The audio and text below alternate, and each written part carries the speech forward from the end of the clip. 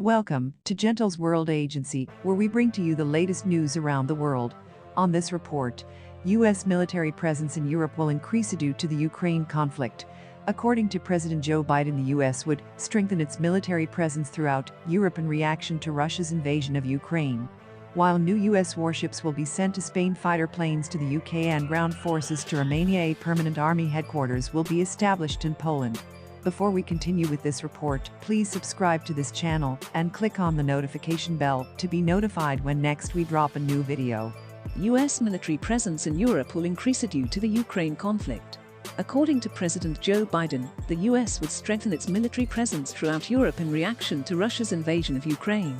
While new U.S. warships will be sent to Spain, fighter planes to the U.K., and ground forces to Romania, a permanent army headquarters will be established in Poland. Mr. Biden said the U.S. was stepping up and proving that NATO was needed now more than it has ever been. The announcement came as alliance leaders met at a summit in Madrid. Mr. Biden told the meeting that NATO would be strengthened in all directions across every domain: land, air and sea.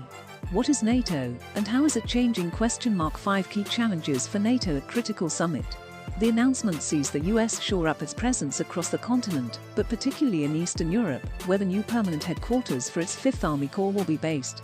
Mr. Biden repeated the alliance's commitment to defend every inch of its territory, saying, "We mean it when we say an attack against one is an attack against all." The measures include boosting the fleet of U.S. naval destroyers in Spain from 4 to 6, an additional rotational brigade in Romania consisting of 3,000 fighters and another 2,000 personnel combat team, 2 more squadrons of F-35 stealth jets to the UK additional air defense, and other capabilities in Germany and Italy. At the summit, NATO leaders agreed to accept the previously neutral Nordic states Finland and Sweden into the alliance, with their membership needing to be ratified by the governments of all 30 NATO members. Mr. Biden said this was exactly what Russian President Vladimir Putin did not want, and said his strategy of invading Ukraine had backfired.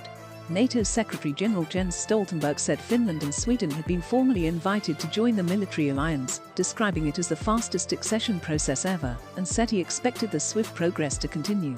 The 2 applicants must now show that they meet NATO's standards in politics, law, and in their armed forces, something which is expected to be relatively straightforward for the Nordic countries. Mr. Stoltenberg said Ukraine could continue to count on the alliance's assistance in the face of Russian aggression for as long as it takes, adding that Ukraine was fighting for its independence, but also for values shared by NATO. He said member states had agreed a comprehensive assistance package for Ukraine, which included fuel, medical supplies, body armor, anti-drone systems and equipment to counter mines. The U.S. decision to permanently station some of its troops in Poland was greeted with near universal acclaim. President Andrzej Duda, in Madrid for the NATO summit, said this is the decision we've been waiting for. Poland has been warning the West about President Putin's threatening behavior for years. In 2018, Warsaw offered to pay up to $2 billion, £1.65 billion, to help fund the permanent U.S. base in Poland, and even offered to call it Fort Trump, to appeal to the then president. However, President Biden's announcement does not mean that most of the 12,000 U.S. troops currently in Poland, more than half of whom were deployed temporarily following Russia's invasion of Ukraine, will be permanently stationed here. According to the Pentagon, such status will apply only to the U.S. 5th Corps Headquarters Command Post set up in Poznan in 2020, where around 200 staff conduct planning and oversee U.S. land forces in Europe, as well as a new Army garrison headquarters and a field support battalion. Indeed, President Duda has said that an additional 300 U.S. soldiers will be added to the U.S. 5th Corps Command in Poznan, so we're talking about 500 in total permanently stationed in Poland out of the 12,000. 2PX presentational Grey Line The summit described a new guiding blueprint for the alliance, which said that Russia was the most significant and direct threat to allies' security and to peace and stability in the Euro-Atlantic area.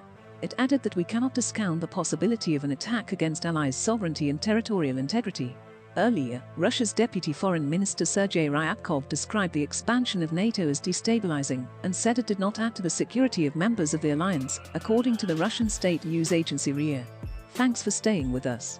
Please support us with your likes, comments, and also share this video. Don't forget to subscribe to this channel and to click on the notification bell to be notified when next we drop a new video. See you in the next